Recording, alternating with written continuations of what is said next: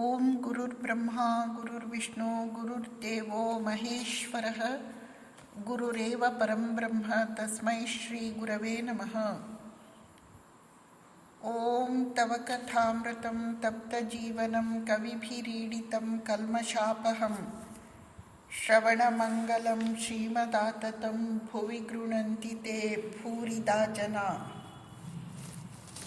ಓಂ ನಿರಂಜನಂ ನಿತ್ಯಮನಂತರೂಪಂ ಭಕ್ತಾನುಕಂಪಾನ್ಧೃತವಿಗ್ರಹಂ Y ಈಶಾವತಾರಂ ಪರಮೇಶಮೀಡ್ಯಂ ತಂ ರಾಮಕೃಷ್ಣಂ ಶಿರಸಾ ನಮಾಮಿ. ಪ್ರೀತಿಯ ಬಂಧುಗಳೇ, ಶ್ರೀರಾಮಕೃಷ್ಣ ವಚನವೇದದ ಬೆಳಕಿನಲ್ಲಿ ಸಾಧನೆ 52ನೆಯ ಸಂಚಿಕೆ.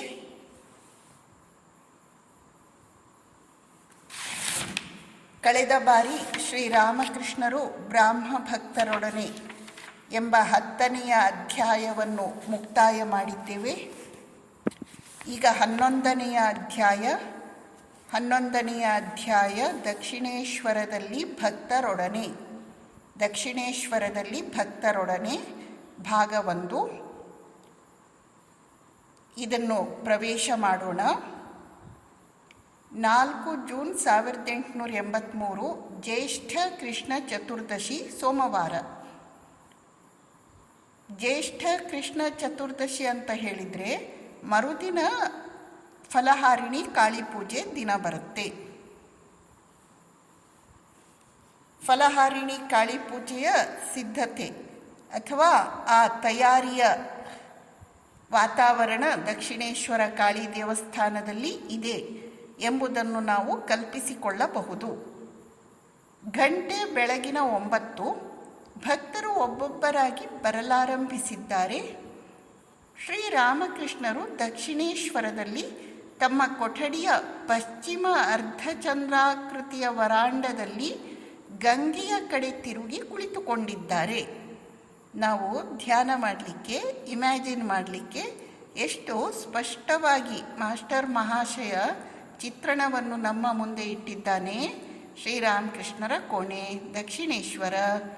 ಶ್ರೀರಾಮಕೃಷ್ಣರ ಕೋಣೆಯಲ್ಲಿ 3 ಬಾಗಿಲು ಇವೆ.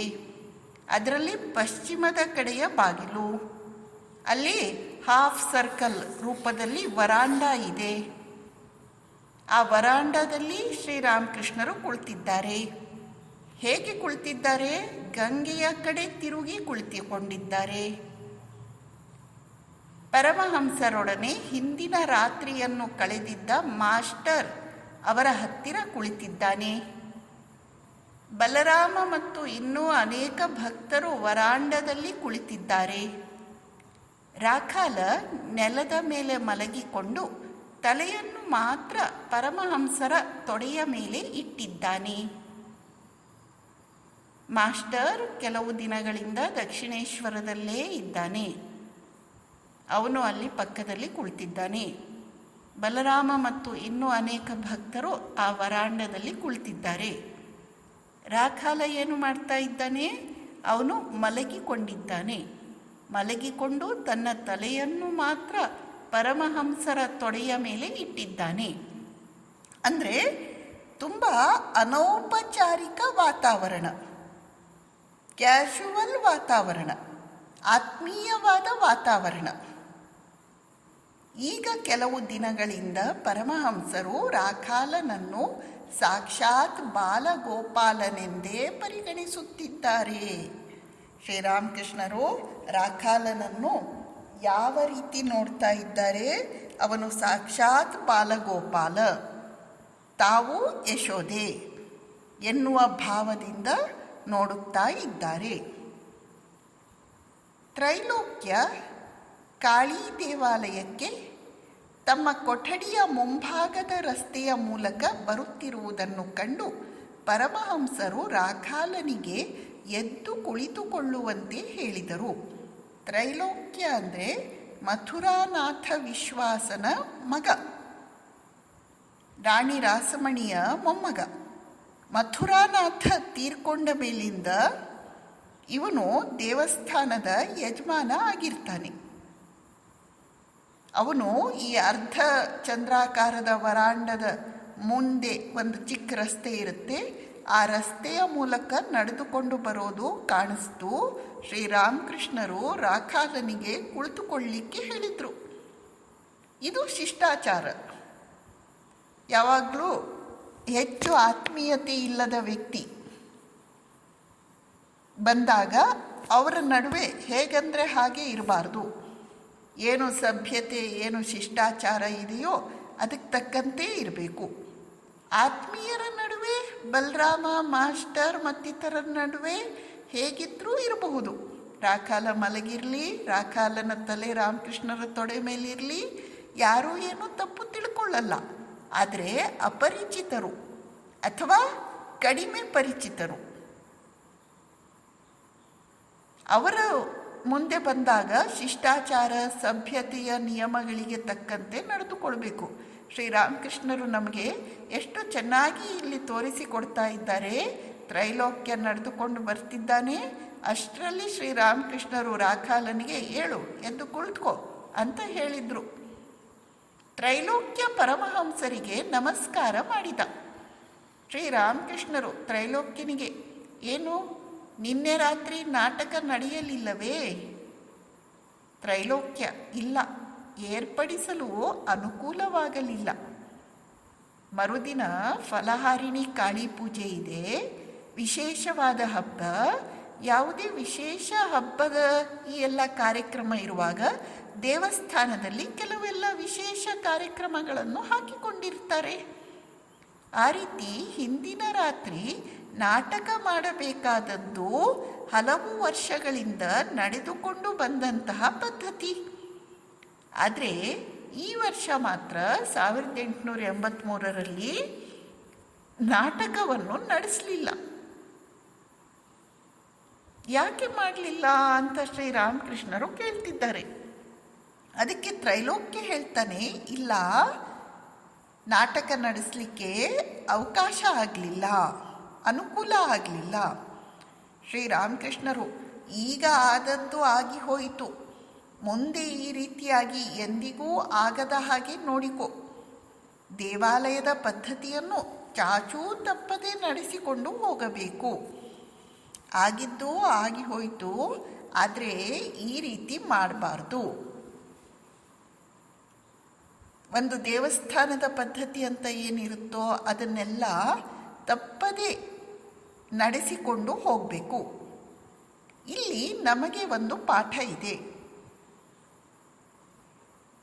ಯಾವುದೇ ಒಂದು ಪದ್ಧತಿ ಅಥವಾ ಕಾರ್ಯಕ್ರಮ ಅಥವಾ ಉತ್ಸವ ಯಾವುದನ್ನು, ಅಥವಾ ವ್ರತ, ನಿಯಮ, ಸಂಕಲ್ಪ, ಇವನ್ನು ಒಂದು ಸಲ ನಾವು ಆರಂಭಿಸಿಕೊಂಡ ಮೇಲೆ ಅದನ್ನು ವರ್ಷವೂ ಪ್ರತಿ ವರ್ಷ ತಪ್ಪದೇ ನಡೆಸಿಕೊಂಡು ಹೋಗಬೇಕು. ಫಲಹಾರಿಣಿ ಕಾಳಿ ಪೂಜೆಗೆ ಮುಂಚೆ ನಾಟಕ ನಡೆಯಬೇಕಾದದ್ದು, ಕಲ್ಕತ್ತಾ ಕಡೆಯೆಲ್ಲ ಅದನ್ನು ಜಾತ್ರಾ ಅಂತ ಕರೀತಾರೆ. ನಾಟಕ ನಡೆಯಬೇಕಾದದ್ದು ಪದ್ಧತಿ, ಅದನ್ನು ನಿಲ್ಲಿಸಬಾರ್ದು. ಪ್ರತಿ ವರ್ಷ ತಪ್ಪಿಸದೇ ಮುಂದುವರಿಸಿಕೊಂಡು ಹೋಗಬೇಕು. ನಾವು ಕೂಡ ಕೆಲವು ನಿಯಮ ಮಾಡಿಕೊಂಡಿರ್ತೇವೆ. ಪ್ರತಿ ತಿಂಗಳು ಇಷ್ಟು ದಾನ ಮಾಡಬೇಕು, ಅಥವಾ ಪ್ರತಿದಿನ ಇಷ್ಟು ಜಪ ಮಾಡಬೇಕು, ಪ್ರತಿದಿನ ಇಷ್ಟು ಅಧ್ಯಯನ ಮಾಡಬೇಕು, ಅಥವಾ ಇಂಥ ವಿಶೇಷ ದಿನಗಳಲ್ಲಿ ನಾವು ಹೆಚ್ಚು ಜಪ ಮಾಡಬೇಕು, ಹೆಚ್ಚು ದಾನ ಮಾಡಬೇಕು, ಇಂಥ ದಿನ ಈ ರೀತಿ ವ್ರತ ಮಾಡಬೇಕು. ಆ ರೀತಿ ನಾವು ಏನೇನು ನಿಯಮಗಳನ್ನು ಮಾಡಿಕೊಂಡಿದ್ದೇವೆಯೋ ಅದನ್ನು ನಾವು ಬಿಡಬಾರ್ದು. ಅದನ್ನು ಹೃತ್ಪೂರ್ವಕವಾಗಿ ಮಾಡಲಿಕ್ಕೆ ಆಗದಿದ್ದರೂ ಪರವಾಗಿಲ್ಲ. ನಾವು ಮೆಕ್ಯಾನಿಕಲ್ ಆಗಿ ಅದನ್ನು ಮಾಡುವುದರಿಂದಲೂ ಅದು ನಮ್ಮ ಮನಸ್ಸಿನ ಮೇಲೆ ಒಂದು ಸತ್ಪರಿಣಾಮವನ್ನು ಉಂಟು ಮಾಡುತ್ತೆ. ಒಂದು ಸತ್ಕರ್ಮವನ್ನು ಮಾಡಿದೆವು ಅಂದರೆ ಅದು ನಮ್ಮ ಮನಸ್ಸಿನಲ್ಲಿ ಒಂದು ಸತ್ಪರಿಣಾಮವನ್ನು ಉಂಟು ಮಾಡುತ್ತೆ. ಆದ್ದರಿಂದ ನಾವು ಈ ರೀತಿಯೆಲ್ಲ ಕೆಲವು ವ್ರತ, ನಿಯಮ, ದಾನ, ಜಪ, ನಿಯಮ ಹಾಕ್ಕೊಳ್ಬೇಕು. ಅದನ್ನು ತಪ್ಪದೆ ಮಾಡಬೇಕು. ಆಗಲೇ ನಾವು ಉದ್ಧಾರ ಆಗೋದು. ಶ್ರೀರಾಮಕೃಷ್ಣರು ಈ ಘಟನೆಯ ಮೂಲಕ ನಮಗೆಲ್ಲ ಈ ಒಂದು ಪಾಠವನ್ನು ಹೇಳಿಕೊಡುತ್ತಿದ್ದಾರೆ. ತ್ರೈಲೋಕ್ಯ ಒಪ್ಪಿಕೊಂಡ, ದೇವಾಲಯದ ಕಡೆ ಮುಂದುವರಿದ. ಸ್ವಲ್ಪ ಹೊತ್ತಾದ ಮೇಲೆ ವಿಷ್ಣು ದೇವಾಲಯದ ಅರ್ಚಕ ರಾಮ ಚಟ್ಟೋಪಾಧ್ಯಾಯ ಪರಮಹಂಸರು ಕುಳಿತಿದ್ದ ಸ್ಥಳಕ್ಕೆ ಬಂದ. ಶ್ರೀರಾಮಕೃಷ್ಣರು, ನೋಡಿ ರಾಮ, ಮತ್ತೆ ಎಂದಿಗೂ ನಾಟಕವನ್ನು ನಿಲ್ಲಿಸಕೂಡದು ಎಂದು ತ್ರೈಲೋಕ್ಯನಿಗೆ ಹೇಳಿದ್ದೆ. ಹಾಗೆ ನಾನು ಹೇಳಿದ್ದು ಸರಿ ತಾನೇ? ವಿಷ್ಣು ದೇವಾಲಯದ ಅರ್ಚಕ, ಅವನ ಹೆಸರು ರಾಮ ಚಟ್ಟೋಪಾಧ್ಯಾಯ. ಅವನು ಬಂದ ಕೂಡಲೇ ಶ್ರೀರಾಮಕೃಷ್ಣರು ಅವನಿಗೆ ಹೇಳ್ತಿದ್ದಾರೆ, ನಾನು ತ್ರೈಲೋಕ್ಯನಿಗೆ ನಾಟಕವನ್ನು ಮತ್ತೆ ನಿಲ್ಲಿಸಬಾರದು ಅಂತ ಹೇಳಿದೆ. ನಾನು ಹಾಗೆ ಮಾಡಿದ್ದು ಸರಿ ತಾನೇ? ನಾವು ಯಾವಾಗಲೂ ನಮ್ಮ ಮಾತು, ವಿಚಾರ, ವರ್ತನೆ ಇದನ್ನು ಎನಲೈಸಿಸ್ ಮಾಡ್ತಾ ಇರಬೇಕು. ನಾನು ಹಾಗೆ ಮಾತಾಡಿದ್ದು ಸರಿನಾ? ಆ ರೀತಿ ಮಾತನಾಡಬಹುದಾ? ಇಂಥ ಸಂದರ್ಭದಲ್ಲಿ ನಾನು ಈ ರೀತಿ ವರ್ತನೆ ಮಾಡಿದೆ, ಅದು ಸರಿನಾ? ಆ ರೀತಿ ಮುಂದುವರಿಸಿಕೊಂಡು ಹೋಗಬಹುದಾ? ಸರಿ ತಪ್ಪು ವಿಶ್ಲೇಷಣೆ ಮಾಡ್ತಾ ಇರಬೇಕು. ಶ್ರೀರಾಮಕೃಷ್ಣರೇ ಇಲ್ಲಿ ಮಾಡಿ ತೋರಿಸ್ತಾ ಇದ್ದಾರೆ. ರಾಮ ಮಹಾಶಯರೇ, ಅದೇನು ತಪ್ಪಲ್ಲ, ಒಳ್ಳೆಯದೇ ಆಯಿತು. ಪದ್ಧತಿಗನುಸಾರ ನಡೆಸಿಕೊಂಡೇ ಬರಬೇಕು. ಪರಮಹಂಸರು ಬಲರಾಮನಿಗೆ ಆತನ ಮಧ್ಯಾಹ್ನದ ಊಟವನ್ನು ಇಲ್ಲೇ ಮಾಡುವಂತೆ ಹೇಳಿದರು. ಊಟಕ್ಕೆ ಇನ್ನೂ ಸಮಯ ಆಗಲಿಲ್ಲ.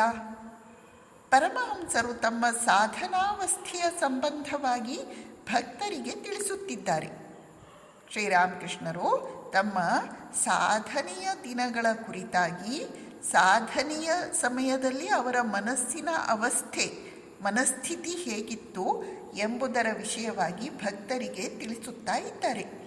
ರಾಖಾಲ, ಮಾಸ್ಟರ್, ರಾಮಲಾಲ ಮತ್ತು ಇನ್ನೂ ಕೆಲವು ಮಂದಿ ಭಕ್ತರು ಅಲ್ಲಿ ಕುಳಿತುಕೊಂಡಿದ್ದಾರೆ.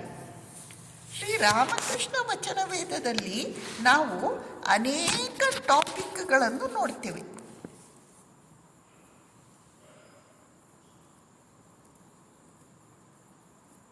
ಬೋಧನೆಗಳನ್ನು ನೋಡ್ತೇವೆ, ಸಾಧನೆಗೆ ಸಂಬಂಧಪಟ್ಟಂತೆ ಮಾರ್ಗದರ್ಶನವನ್ನು ನೋಡ್ತೇವೆ, ಬ್ರಹ್ಮ ವಿಷಯವನ್ನು ನೋಡ್ತೇವೆ, ವೇದಾಂತದ ಚಿಂತನೆಯನ್ನು ನೋಡ್ತೇವೆ. ಹಾಗೆ ಇಲ್ಲಿ ಶ್ರೀರಾಮಕೃಷ್ಣರು ತಮ್ಮ ಉಚ್ಚ ಮಟ್ಟದ ಮನಸ್ಥಿತಿಯನ್ನು ಕುರಿತು, ಉಚ್ಚ ಮಟ್ಟದ ಆಧ್ಯಾತ್ಮಿಕ ಅವಸ್ಥೆಗಳ ಕುರಿತಾಗಿ ವಿವರಿಸಿ ಹೇಳ್ತಾ ಇದ್ದಾರೆ. ಇವೆಲ್ಲ ನಮಗೆ ಸಂಬಂಧಪಟ್ಟಿಲ್ಲ. ಇವೆಲ್ಲವನ್ನು ನಾವು ಅಷ್ಟು ಅರ್ಥ ಮಾಡ್ಕೊಳ್ಳಿಕ್ಕಾಗುತ್ತೋ ಇಲ್ಲ ಗೊತ್ತಿಲ್ಲ. ಆದರೂ ನಾವು ಇವುಗಳನ್ನು ಓದುವುದರಿಂದ ಬಹಳ ಪ್ರಯೋಜನ ಇದೆ. ಆ ಉನ್ನತ ಮಟ್ಟದ ಆಧ್ಯಾತ್ಮಿಕ ಅನುಭವ ಅನ್ನುವುದು ಯಾವ ರೀತಿ ಇರುತ್ತೆ ಎಂಬ ಒಂದು ಕಲ್ಪನೆ ನಮಗೆ ಇವುಗಳನ್ನು ಓದುವುದರಿಂದ ಗೊತ್ತಾಗುತ್ತದೆ. ಶಾಸ್ತ್ರವಾಕ್ಯಗಳು ಸತ್ಯ, ಅವು ಕೇವಲ ಮಾತು ಅಲ್ಲ ಎಂಬುದು ಇವುಗಳಿಂದ ನಮಗೆ ಗೊತ್ತಾಗತ್ತೆ. ಅಲ್ಲದೆ ಇಂತಿಂಥ ಮನಸ್ಥಿತಿಯೊಂದು ಇದೆ ಅನ್ನುವುದನ್ನು ತಿಳಿದುಕೊಳ್ಳುವುದೇ ಒಂದು ಆನಂದದ ಸಂಗತಿ. ಆದ್ದರಿಂದ ಪರಮಹಂಸರು ತಮ್ಮ ಸಾಧನಾವಸ್ಥೆಯ ಸಂಬಂಧವಾಗಿ ಭಕ್ತರಿಗೆ ತಿಳಿಸುತ್ತಿದ್ದಾರೆ. ಅದು ನಮಗೆ ಯಾವ ರೀತಿಯಿಂದ ಸಂಬಂಧ ಪಡೆದಿದ್ದರೂ ಕೂಡ ಅವುಗಳನ್ನು ತಿಳಿದುಕೊಳ್ಳುವುದು ಅತ್ಯಂತ ಉಪಯುಕ್ತವಾದದ್ದು.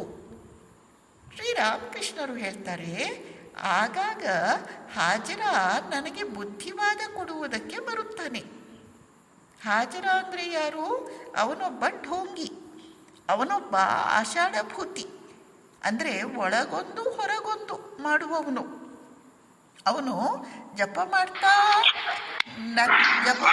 ನಟನೆ ಮಾಡಿಕೊಳ್ತಿರ್ತಾನೆ. ಬಂದ್ ಮಾಡಕ್ ಮಾತ್ರ. ಥ್ಯಾಂಕ್ ಯು ಸೇಮ್ಟಿ. ಬಂದ್ ಮಾಡ್ತೇನೆ. ಎಕ್ಸ್ಕ್ಯೂಸ್ ಮೀ, ಬಂದ್ ಮಾಡಿ.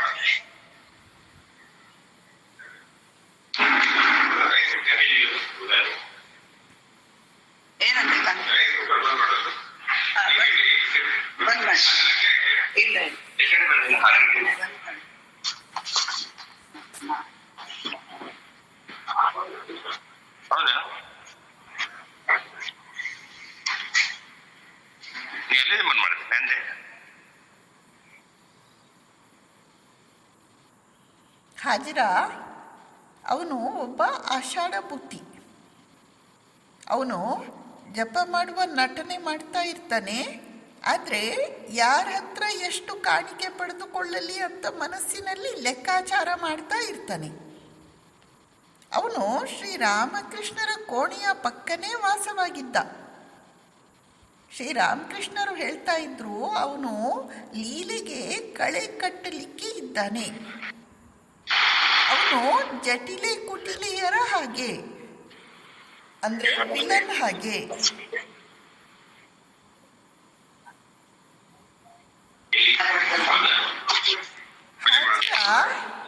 ಶ್ರೀರಾಮಕೃಷ್ಣರಿಗೆ ಬುದ್ಧಿವಾದ ಹೇಳಲಿಕ್ಕೆ ಬರ್ತಾನಂತೆ.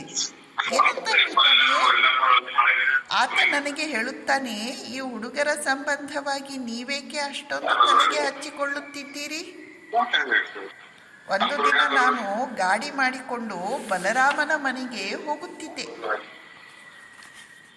ಮಧ್ಯ ದಾರಿಯಲ್ಲಿ ಅದರ ಸಂಬಂಧವಾಗಿ ಒಂದು ದೊಡ್ಡ ಯೋಚನೆಯೇ ಬಂದು ಬಿಟ್ಟಿತು. ನಾನು ಭಗವತಿಗೆ ಹೇಳಿದೆ, ತಾಯಿ ಹಾಜರ, ನಾನು ನರೇಂದ್ರನೇ ಮೊದಲಾದ ಯುವಕ ಭಕ್ತರ ಸಂಬಂಧವಾಗಿ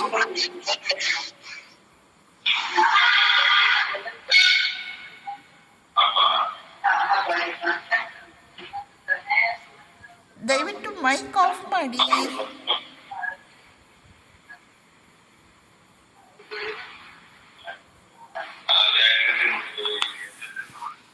ಮೈಕ್ ಆಫ್ ಮಾಡಿ. ಯಾರದು?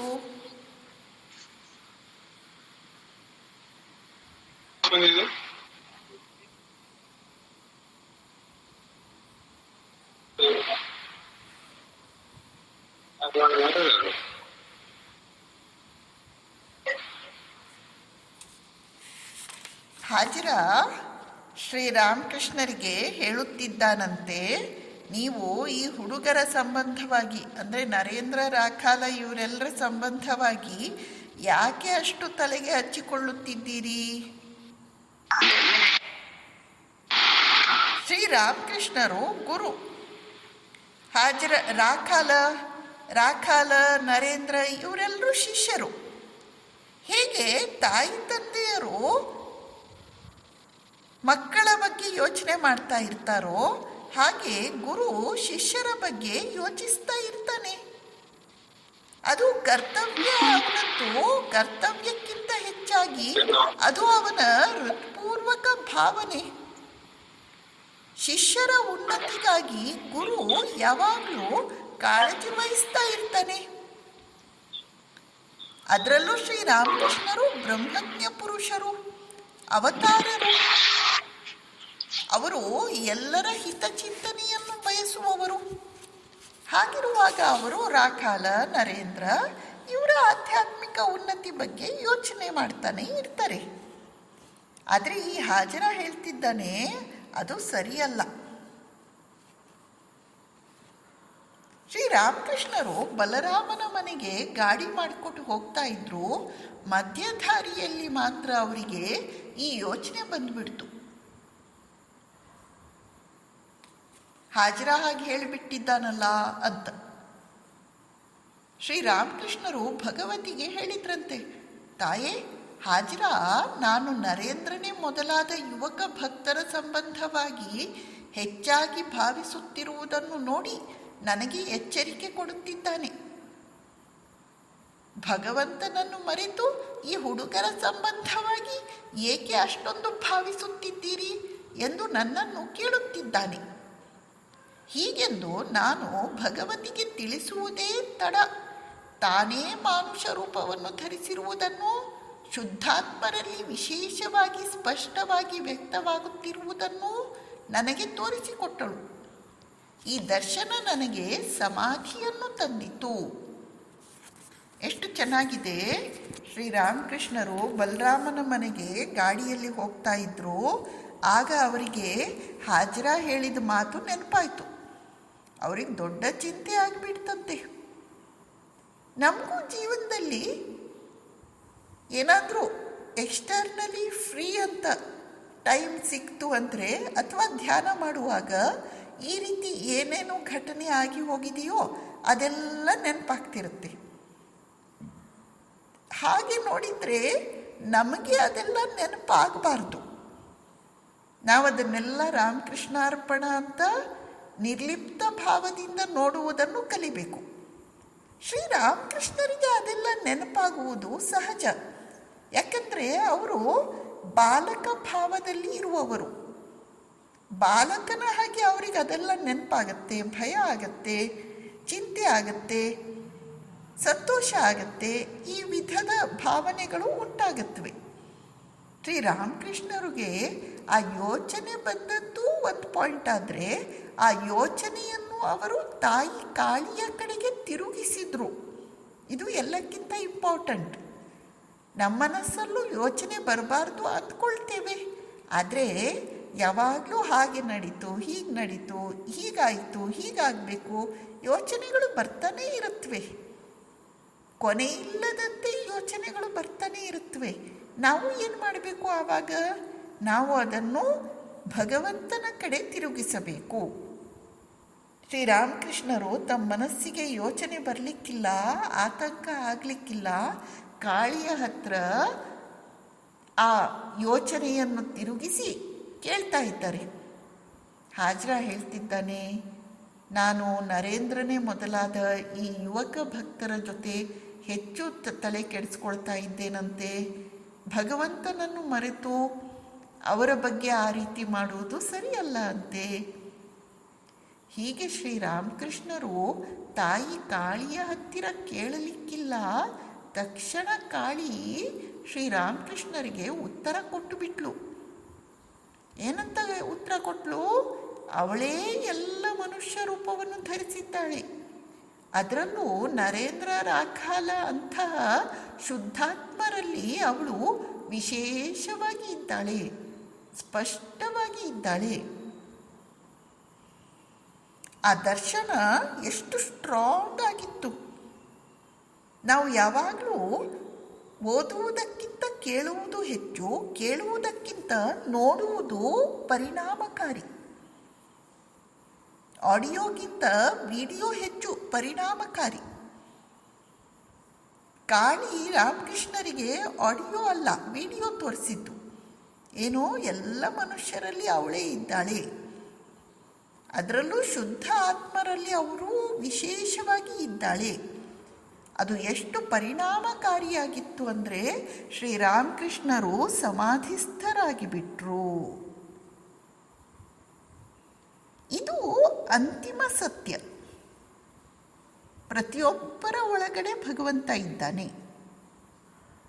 ನಮಗೆ ಇದು ಗೊತ್ತಿಲ್ಲ, ಆದರೆ ನಾವು ಇದನ್ನು ಪ್ರಾಕ್ಟೀಸ್ ಮಾಡ್ತಾ ಇರಬೇಕು. ಪ್ರತಿಯೊಬ್ಬರ ಒಳಗಡೆ ನಾನು ದೇವರನ್ನು ನೋಡ್ತೇನೆ, ಪ್ರತಿಯೊಬ್ಬರ ಒಳಗಡೆ ನಾನು ದೇವರನ್ನು ನೋಡ್ತೇನೆ. ಪ್ರಾಕ್ಟೀಸ್ ಮಾಡಬೇಕು. ಶ್ರೀರಾಮಕೃಷ್ಣರಿಗೆ ಈ ದರ್ಶನದಿಂದ ಸಮಾಧಿ ಉಂಟಾಯಿತು. ಪ್ರಕೃತಿಸ್ಥನಾದ ನಂತರ ಹಾಜರಾನ ಮೇಲೆ ನನಗೆ ಕೋಪ ಬಂತು. ಯಾಕಂದರೆ ಅವನು ಶ್ರೀರಾಮಕೃಷ್ಣರನ್ನು ಅಷ್ಟು ಡಿಸ್ಟರ್ಬ್ ಮಾಡಿಬಿಟ್ಟ ಅಲ್ವಾ. ನನಗೆ ನಾನೇ ಹೇಳಿಕೊಂಡೆ, ಆ ದುರುಳ ನನ್ನ ಮನಸ್ಸನ್ನು ಕೆಡಿಸಿಬಿಟ್ಟಿದ್ದನಲ್ಲ. ಬಳಿಕ ಯೋಚನೆ ಬಂತು, ಅಯ್ಯೋ ಪಾಪ, ಆ ಬಡಪಾಯಿಯನ್ನೇಕೆ ನಿಂದಿಸಲಿ, ಆತನಿಗೆ ಇದೆಲ್ಲ ಅರ್ಥವಾಗುವ ಬಗೆ ಹೇಗೆ? ಶ್ರೀರಾಮಕೃಷ್ಣರು ಮೊದಲು ಹಾಜರಾದ ಮೇಲೆ ಕೋಪಿಸ್ಕೊಂಡ್ರು, ಆಮೇಲೆ ತಮಗೆ ತಾವೇ ಹೇಳ್ಕೊಂಡ್ರಂತೆ. ಪಾಪ, ಅವನಿಗೇನು ಗೊತ್ತಿದೆ, ಅವನಿಗಿದೆಲ್ಲ ಹೇಗೆ ಅರ್ಥ ಆಗುತ್ತೆ? ಶ್ರೀರಾಮಕೃಷ್ಣರು ನರೇಂದ್ರ ರಾಖಾಲ ಇವರಲ್ಲಿ ಮನುಷ್ಯರನ್ನು ನೋಡ್ತಾ ಇಲ್ಲ,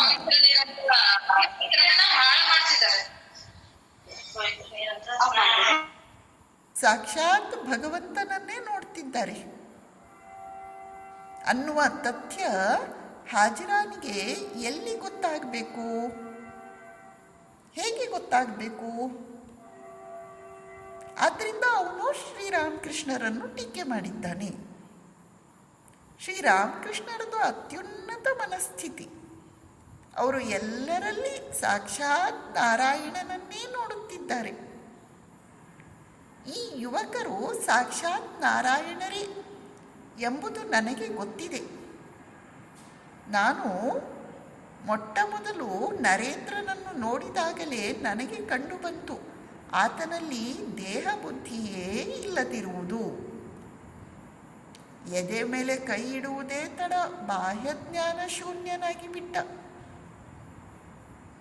ಶ್ರೀರಾಮಕೃಷ್ಣರು ಹೇಳ್ತಿದ್ದಾರೆ, ಈ ಯುವಕರು ನರೇಂದ್ರ ಮುಂತಾದವರೆಲ್ಲರೂ ಸಾಕ್ಷಾತ್ ನಾರಾಯಣರೇ.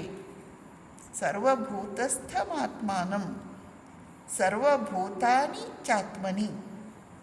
ಪ್ರತಿಯೊಬ್ಬರಲ್ಲಿ ಭಗವಂತನನ್ನೇ ನೋಡುವವರು ಶ್ರೀರಾಮಕೃಷ್ಣರು.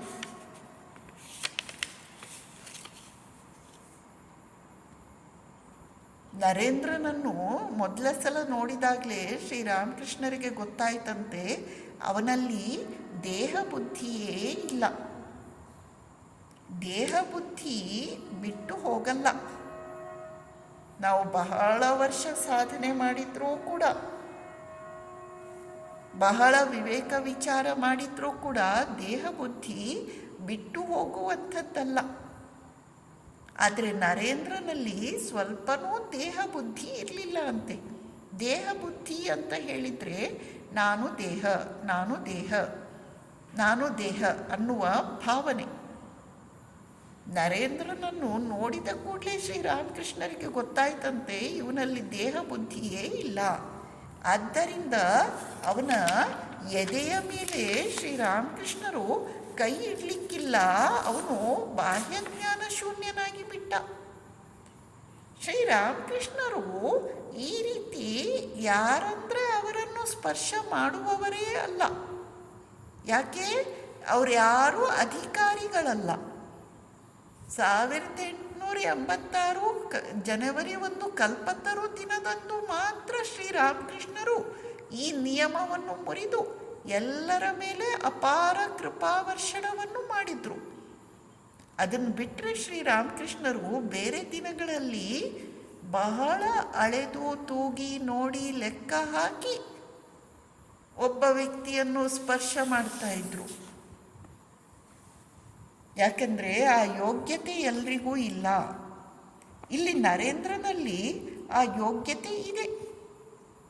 ಅವನ ಎದೆಯ ಮೇಲೆ ಕೈ ಇಟ್ಟರು. ತಕ್ಷಣ ಅವನು ಬಾಹ್ಯಜ್ಞಾನ ಶೂನ್ಯನಾಗಿ ಬಿಟ್ಟ.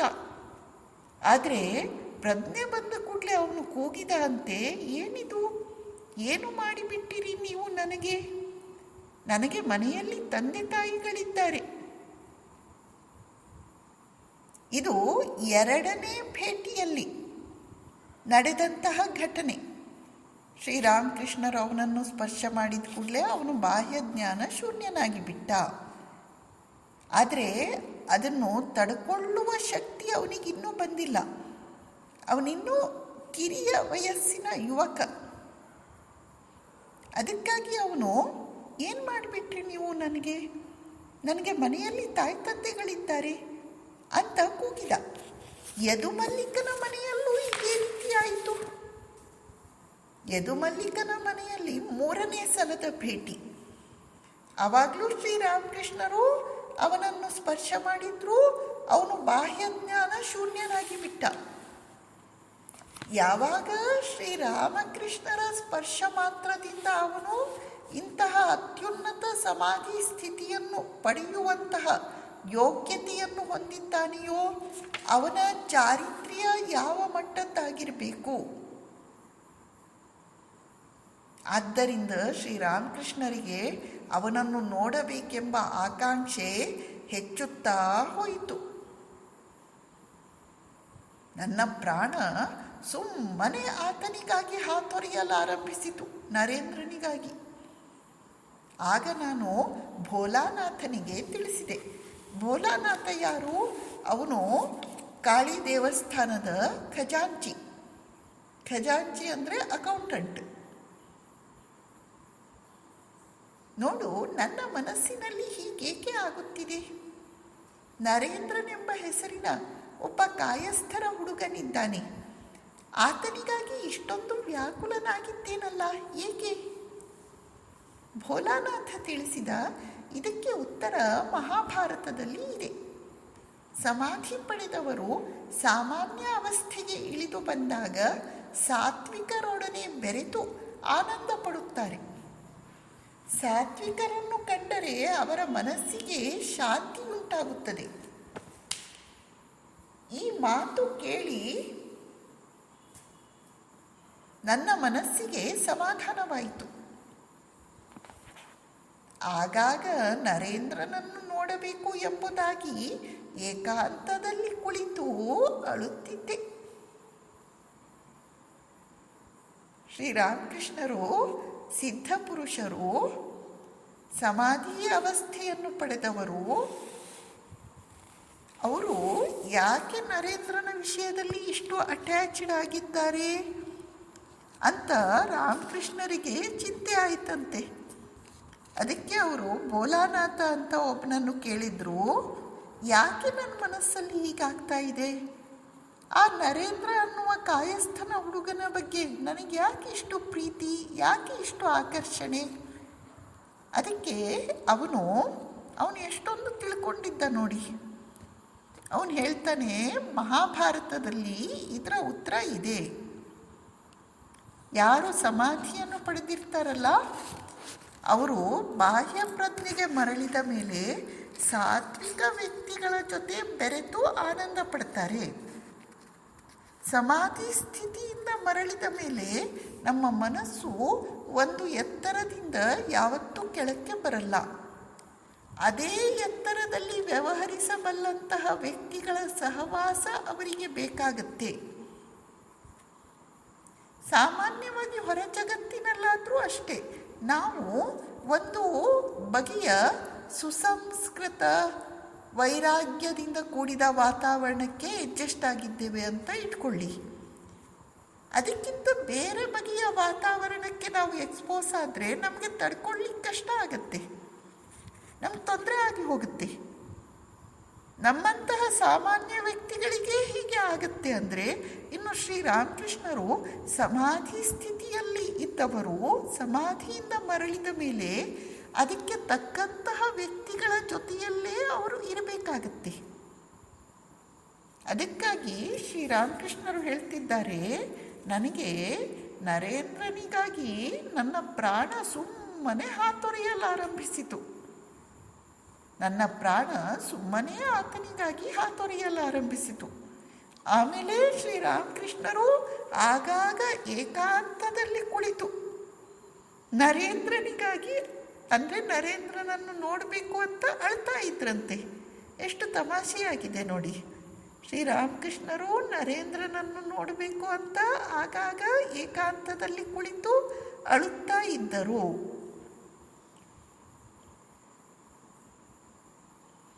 ಹಾಗಾದರೆ ಆ ನರೇಂದ್ರ ಎಂಥವನಾಗಿರಬೇಕು? ಶ್ರೀರಾಮಕೃಷ್ಣರ ಉನ್ನತ ಮಟ್ಟದ ಮನಸ್ಥಿತಿಯೊಂದಿಗೆ ಸ್ಪಂದಿಸಬಲ್ಲ ಯೋಗ್ಯತೆ ಅವನಲ್ಲಿ ಇತ್ತು.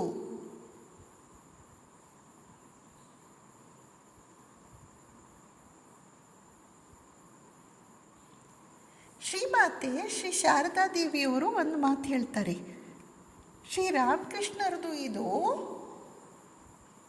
ಮೋಹವ? ನರೇಂದ್ರನ ವಿಷಯವಾಗಿ ಅವರಿಗೆ ಮೋಹ ಇತ್ತಾ? ಇಲ್ಲ,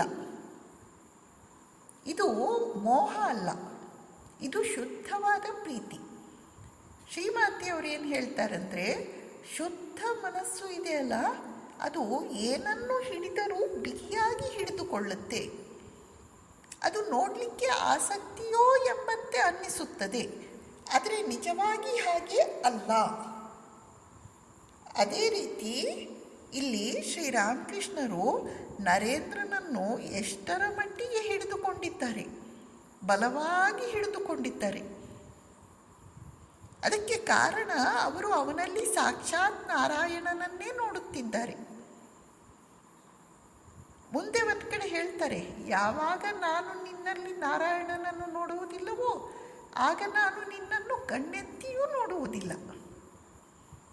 ಅಂದರೆ ಶ್ರೀರಾಮಕೃಷ್ಣರು ನರೇಂದ್ರನಿಗಾಗಿ ಹಾತೊರೆಯುತ್ತಿರುವುದಲ್ಲ, ನರೇಂದ್ರನ ಒಳಗಿರುವ ನಾರಾಯಣನಿಗಾಗಿ.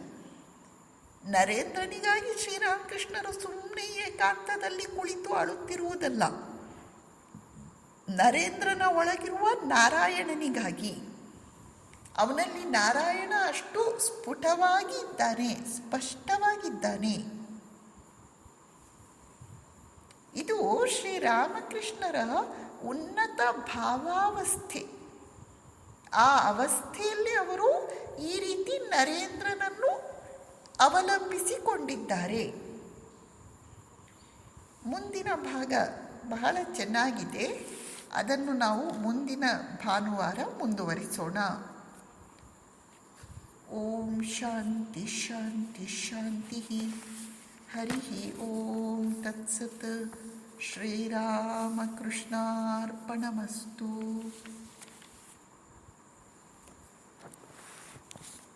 ಪ್ರಶ್ನೆಗಳು?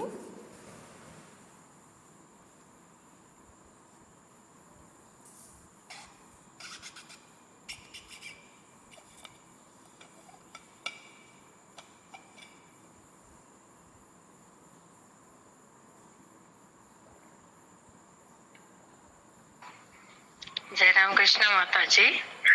ಹಾಂ, ಜಯ ರಾಮಕೃಷ್ಣ. ಮಾತಾಜಿ ಫಸ್ಟ್ ಹೇಳಿದ್ರಲ್ವಾ, ಅದೇ ನಾಟಕ ಯಾಕೆ ಮಾಡಿಲ್ಲ ಅಂತ ಕೇಳಿದ್ರು ಅಂತ. ಅದಕ್ಕೆ ನಂಗೆ ಅರ್ಥ ಆಗ್ಲಿಲ್ಲ. ಅದು ಕ್ಲೋಸ್ ಅಂದ್ರೆ ಅದಕ್ಕೆ ಏನು ಪರಿಹಾರ ಹೇಳಿದ್ರು ಅವರು? ಯಾಕೆ ಮಾಡಿಲ್ಲ ಅಂತ ಕೇಳಿದ್ರು ಶ್ರೀರಾಮಕೃಷ್ಣರು. ಅದಕ್ಕೆ ಅವನು ತ್ರೈಲೋಕ್ಯ ದೇವಸ್ಥಾನದ ಯಜಮಾನ, ಅವ್ರು ಹೇಳ್ತಾನೆ ಏನೋ ಅನನುಕೂಲ ಆಯಿತು, ಅದರಿಂದ ಮಾಡಿಲ್ಲ. ಶ್ರೀರಾಮಕೃಷ್ಣರು ಹೇಳ್ತಾರೆ, ಜೋಪಾನ, ಇನ್ಮೇಲೆ ಈ ರೀತಿ ಮಾಡಬಾರ್ದು, ಆ ರೀತಿ. ಆದ್ರಿಂದ ಅಲ್ಲಿ ನಮಗೆ ಏನು ಪಾಠ ಅಂದ್ರೆ, ನಾವು ಕೆಲವೆಲ್ಲ ಹಾಕೊಂಡಿರ್ತೇವೆ, ಪ್ರತಿ ವರ್ಷ ಇಂಥ ದಿನ ಇದನ್ನು ಮಾಡಬೇಕು ಅಂತ. ಅವನ್ನೆಲ್ಲ ತಪ್ಪದೆ ಮಾಡ್ಕೊಂಡು ಹೋಗ್ಬೇಕು. ಯಾವುದೇ ಕಾರಣಕ್ಕೂ ನಿಲ್ಲಿಸಬಾರ್ದು, ಅದನ್ನು ಕಂಟಿನ್ಯೂ ಮಾಡ್ಕೊಂತ ಹೋಗ್ಬೇಕು. ಹಾ ಅಮ್ಮ. ಓಕೆ, ಧನ್ಯವಾದ ಮಾತಾಜಿ.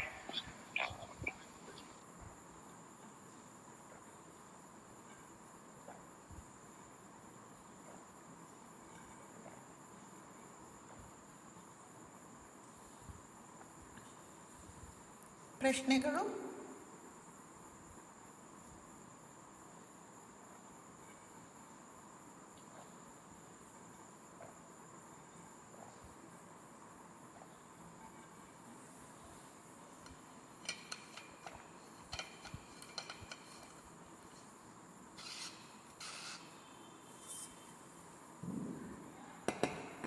ಮುಕ್ತಾಯ ಮಾಡೋಣ. ಯಾವ ಪ್ರಶ್ನೆಗಳು ಇಲ್ವಾ?